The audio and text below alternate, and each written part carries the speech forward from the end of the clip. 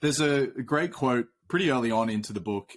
You open up a lot of the chapters with some quote from history that has been repurposed to have a meaning for serendipity, right? And one that stood out to me was Friedrich Hayek earlier on. So he said something along the following lines: the preservation of humanity depends on maximizing the amount of opportunities for accidents to happen. And I heard that and I thought, I really like Hayek. I thought, fantastic, great quote, another brilliant insight into behavior. But isn't it a little bit of a nihilistic way to look at things? Because it takes sort of agency out of the individual's hands and just delegates our fate to randomness. He just wants, he thinks the preservation of humanity is determined by the randomness of accidents that could potentially happen to us. So how do you think about the problem of over-ascribing one's destiny or particular outcome to purely chance and serendipity?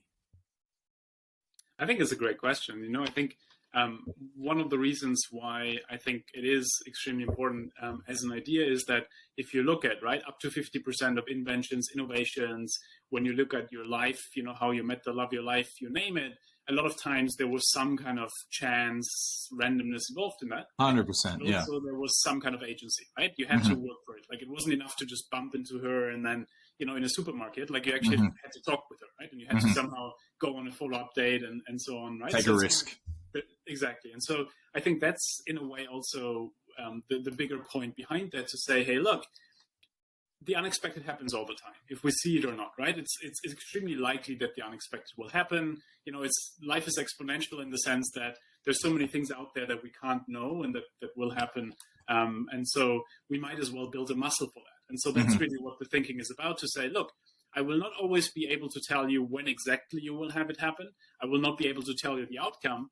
But what I can tell you is that if you build a muscle for it, it is much more likely that you will have more of it. And so, to give an example, how do you, because I think the beautiful agency actually in that is that you can make that accident meaningful, right? In the example of Viagra, let's say you give someone medication and there's some kind of movement happening, right? They gave people medication against angina, some kind of movement happening in male participants' trousers. And instead of saying, oh my God, this is so embarrassing, let's forget it, they did the opposite. They said, oh my God, a lot of men in the world have a problem, right? So let's make it a medication.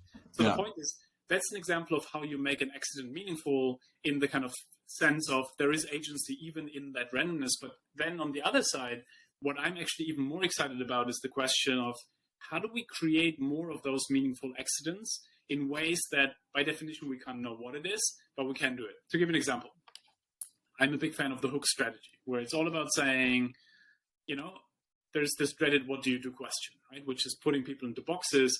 And if you would ask that question to Ollie Barrett, an amazing entrepreneur in London, he would say something like, well, I'm a technology entrepreneur, recently read into the philosophy of science, but what I'm really excited about is playing the piano. And so now, you could be like, oh my God, such a coincidence. My sister is teaching on the philosophy of science. You should be a guest lecturer. Oh my God, such a coincidence, I'm hosting piano matinees. You should drop by. The point is, we can seed these different hooks that we're interested in into any kind of conversation and let the other person see if there's something that randomly might be an overlap between us that we didn't even know about. Because by definition, we can't know what is out there. And so I think there's a lot of these kind of practices that we can use to make it more likely that some kind of randomness actually favors us. And we can be part of creating that actually, which is a lot of agency, I think, on our side. What about the distance between purposely using your agency towards an end goal and simply just riding along with the flows of life, hoping that serendipity and chance are going to take you in the right direction? One of those is a nihilistic path, right? And obviously you're coming at it from a very cultivated worldview where you've thought about serendipity for quite a long time, and you can introduce something like the hook strategy, but that would not necessarily be someone's immediate go-to who's just listening to this. This quote from Hayek makes it seem almost that it is a random walkthrough of life, because he just wants to allow for accidents to happen rather than, as you say, look into what I have agency over and try and maximize the serendipity I can take from it. I'm trying to get at that gap there.